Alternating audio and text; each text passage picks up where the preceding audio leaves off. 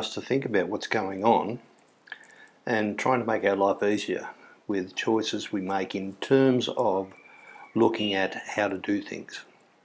Now, this is a copy of the completed table that you were given. And you can see the person has gone through, or the two people involved have gone through and completed for all three areas. So how in heaven's name are they going to be able to do things? Well, I gave you a little video from Mr. Etheridge which talked about and introduced us to a wonderful thing called hide. And this is what we're going to concentrate on now, because I'm going to show you how to quickly go about making a video or making a graph of what's going on.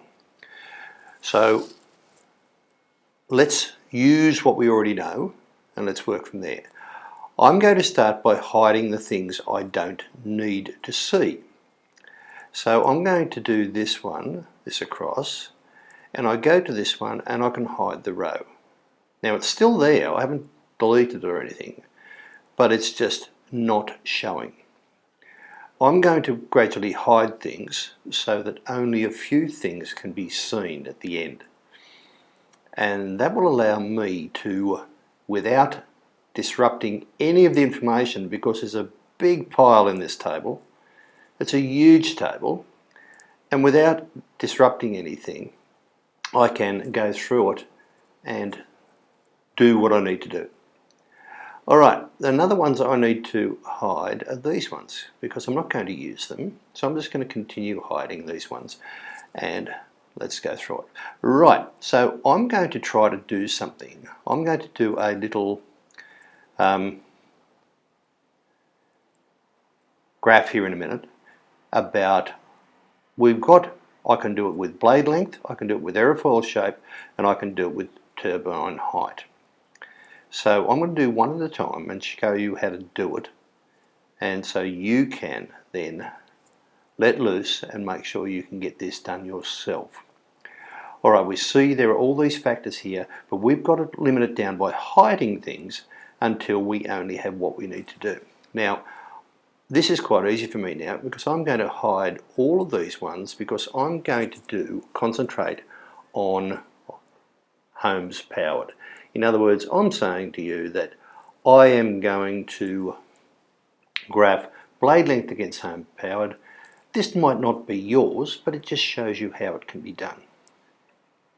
Alright, now as you can see, I've gone from this huge big table to a manageable one. Now you can also see that I've already come in here, and what I did was I grabbed this column here and did this to it. I highlighted it all.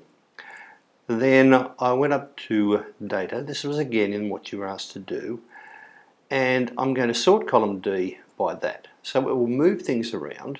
So in other words, A to Z is alphabetical, of course, or A to Z in numbers is lowest to highest. Now, so that's now moved everything around. So now I've got things in height. So all I do now is I follow the same procedure I normally would do for a small table. I highlight what I'm interested in, and I'm going to do two graphs with you, and using both of this bit of information I have here at the moment. So I've highlighted that, and if I go up to chart, it gives me this really weird looking thing. I'm going to suggest you go to this one here. I'm going to suggest you go to a scatterplot, and I'll explain why in a minute. Now, down the bottom we've got this up the side, which is the number of houses, I know that, and down the bottom we don't have a label. So how do we add an x-axis? And we're going to have the blade length there. Notice what it does to my scatterplot. It groups things together. I've now got 37, 40 and 45 meters done well. Alright, so now I've got that, that's fine. I can go further and remove blade length from my graph as well. That is in Customize in Series, and I should be able to look at which series I want and work from there. Apply to all series? No, I only want to apply to homes powered. So now I'm going to put in a chart title. I'm just going to go through the normal things. So my chart title is not something versus something else. It's how the blade length of a generator impacts or affects is probably a better word, the number, oops, terrible typist, the number of homes I can provide electricity. Oops, provide with an E.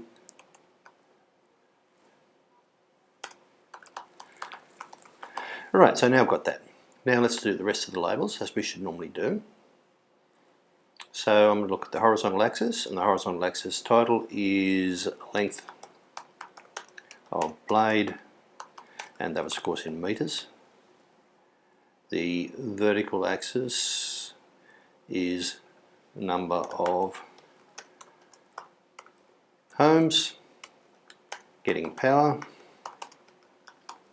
or electricity, either one. I'm just going to be a stickler here and put electricity. And look at this, now I've got this graph ready to go, but I'm missing one thing. So I'm just going to keep going again. Remember up here is this, we can do editing. The one thing we do need is a scatter, in a scatter plot. Any scatter plot we do, we should show a trend line. Now that's in this series thing. And if we duck down here, we can put a trend line in. Now from that I can see that as I go from shorter to longer blades, I am able to provide more houses with electricity. We have an upward slope, or a positive gradient if you like. And that's what I would tell the person in the, I would tell them that in the analysis, because it's a section on analysis here. I'm just going to move this over here. Now, let's have a look at the next bit. So all I'm going to do is do another hide.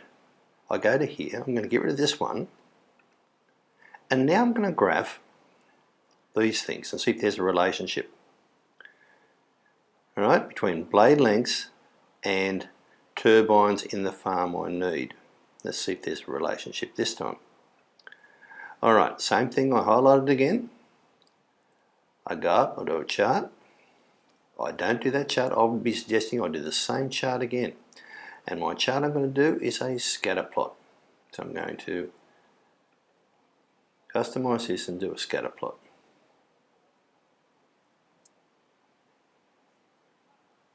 Oop, set up. Go from there and do this. Alright, I've got some number. You can change colours of course and do anything here. Of course I want to say I've got a x-axis now, I've got a y-axis, so I'm fine. So now let's go through and put it in, and I'm going to give my chart axis or chart a title, and this time it's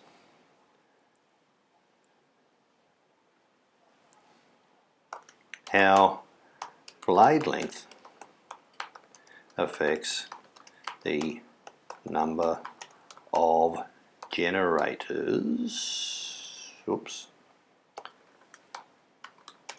I need in a wind farm.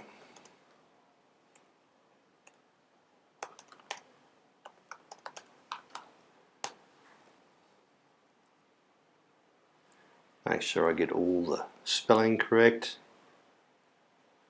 I'll change that to a capital I and be nice. Must use English, must use correct English on the way through. Right, let's have a look. What else do we need? We need a vertical. Horizontal axis, of course, is turbine blade length in meters. And, whoops. And vertical one is, this time, our vertical axis is the number of turbines needed in a wind farm to provide power for 15,000 homes. Oops, too many zeros. Alright, so now I've got this one done. Of course I go through it. If I want to, I can highlight this. Let's just go back to editing again. I'm going to just make it look pretty. I'm going to customize it. I'm going to series. I'm going to change the color. Let's have yellow. I'm going to do a trend line, and my trend line is going to be in purple. And there we go. Now I can copy and paste that into my oops, trend line disappeared. I must have clicked it. Now we can see from this time that the shorter the blade length, the bigger of number of turbines I require in my wind farm to power that number of people, for that number of people. So you can do this at any time with these. Now I'd of course be copying and pasting these into my report, and I've just shown you how to very, very quickly use what you were given before and be able to use it to manipulate and control, if you like, a very, very large data table into something that was manageable and easy to use and get a good graph out of. Okay, so again, if I click on that, like magic, all of my things reappear, and there should be one more to reappear at the top there. I didn't remove it, so it should be there. So I'm now back to what my thing was normally. I could do something similar, and you can do something similar by simply using your hide options. You can do similar things to end up with any sort of combination you like of these factors. I could do aerofoil shape with what's produced. I could do turbine height with efficiency factors, or whatever, just simply by following those little instructions I've shown you. Hopefully that makes things much clearer. Now it makes it much clearer for me. Next time I use this, I'm going to make it a lot easier, a lot better too, and a lot easier for me to do it. Alright, let's stop it there.